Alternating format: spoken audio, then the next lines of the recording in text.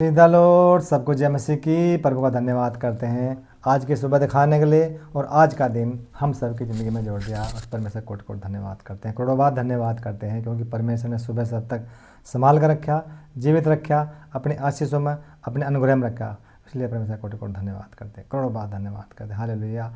मैं आपका दोस्त शर्माचंद, आप देख रहे हैं मेरा यूट्यूब चैनल जिसका नाम है नीति वचन का रहस्य।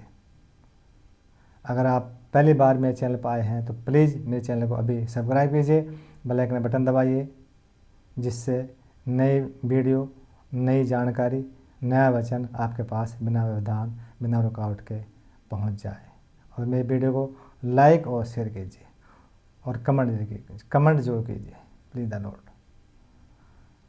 और आज एक छोटा संदेश लेकर आपके सामने मुखातिब हूँ। संदेश है नीति वचन अध्याय 3 का वचन 3।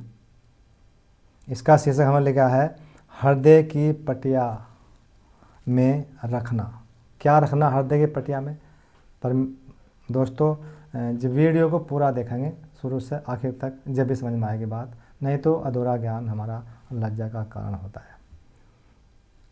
जब भी समय मिले तो पूरा वीडियो देखें तो बात पूरी समझ में आती है, और फिर हम किसी को बता भी सकते हैं, शेयर भी कर सकते हैं बात को। हालेलुया। वचन को मनन करने से पहले छोटी सी प्रार्थना करेंगे, फिर वचन मनन करेंगे।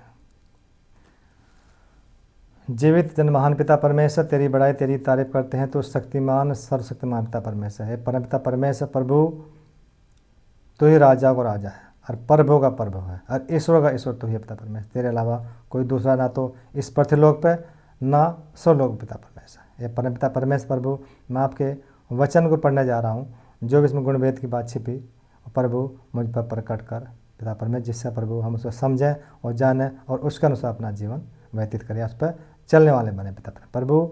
जो भी इस वीडियो को या वचन को सुन रहे हैं, देख रहे पिता परमेश्वर, मैं उन पर सब पर तेरी आशीष बोलता हूँ, सबको अनुग्रह बोलता हूँ। सब अस्त उनके घर से लड़ाई झगड़े, तफरके, मन मिटाव, भेदभाव, भूत प्रेत, जादू टोने, तंत्र मत, भटकती आत्मा, नशा, कर्जा, बांझ पसरापन, घटी कमी, बुरी बुरी बीमारी, ऐसा दे रोग, तलाक के बंधन दूर हो जा आपके सामर्थ्य नाम से पिता परमेश्वर। इस वचन को भी लाइक और शेयर करने में मेरी सहायता और मदद करना। धन्यवाद, तूने मेरी प्रार्थना को सुन लिया। इस प्रार्थना को मांगते हैं आपके बेटे उद्धार करता यीशु नाज के नाम से, आमीन आमीन।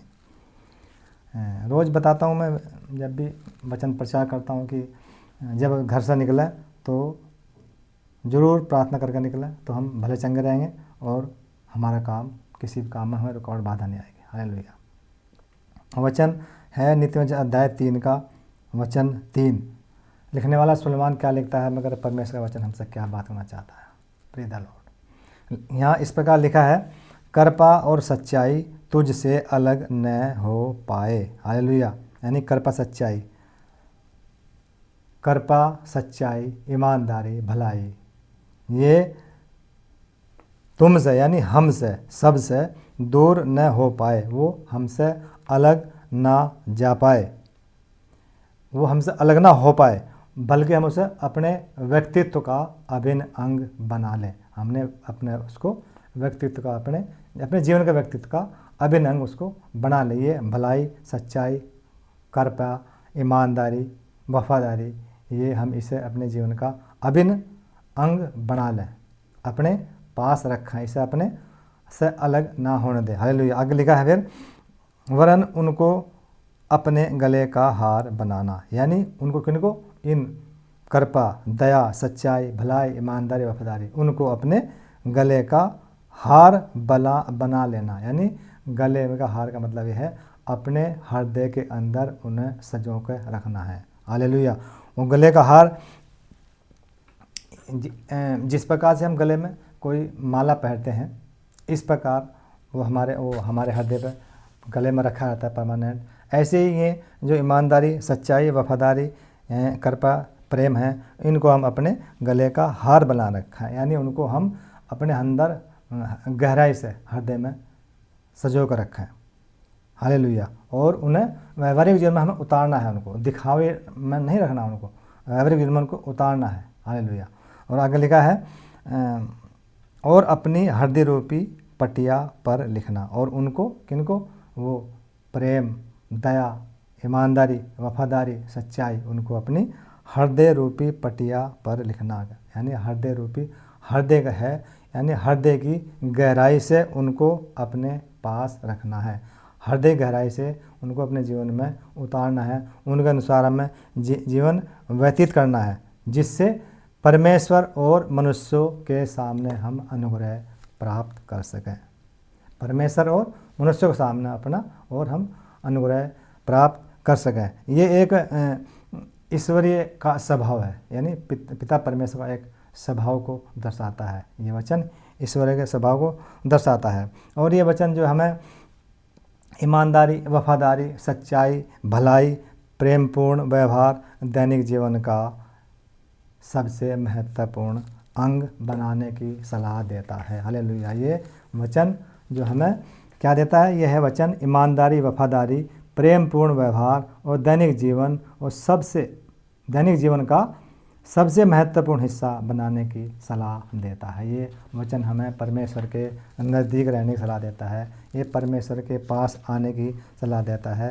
ये परमेश्वर की आज्ञाओं, प्रतिज्ञाओं के अनुसार अपना जीवन व्यतीत करने की सलाह देता है। जो परमेश्वर का स्वभाव था उसके अनुसार हमें अपना जीवन बिताएं। वो स्वभाव था परमेश्वर का, उसमें प्रेम, आनंद, शांति, धीरज, कृपा, भलाई, विश्वास, नम्रता, संयम। ये 9 आत्मिक फल परमेश्वर के स्वभाव थे, परमेश्वर के अंदर थे और हमारे अंदर भी ये होने चाहिए। इनको हमें अपने हृदय में रखना है, उनको अपने से अलग नहीं रखना है, उनको अलग नहीं होने देना है और गले के हार में के रूप में उन्हें अपने गहराई के हल में उन्हें अपने हृदय के अंदर सजो रखना। एक हृदय रूपी पटिया, यानी उनको गहराई से अपने हृदय के गहराई में रखना है। वो दिखावटी नहीं हमें करना है, सजावट का नहीं रखना है, बल्कि उनको हमें व्यावहारिक रूप से अपने जीवन में उतारना है। Praise the Lord. ये वचन जो है बड़ा महत्वपूर्ण है दोस्तों। इसको शेयर जरूर करना, अपने साथियों को, दोस्तों को, विश्वास भाइयों को शेयर जरूर करना।